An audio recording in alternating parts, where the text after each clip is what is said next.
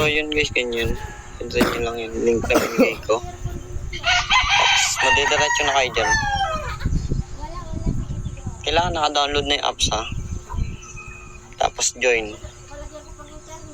Pag join nyo, agency nyo. Ba yun. 06. Kailangan natin Philippines. Philippines. Yun.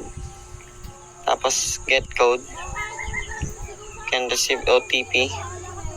Pwede kayo pumunta sa WhatsApp. Contact WhatsApp. Yan. So 906. Oops. Sige lang natin kung local.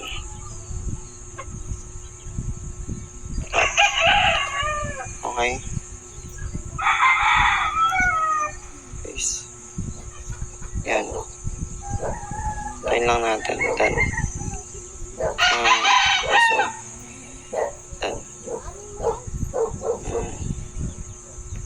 Never. Okay, antayin lang natin OTP.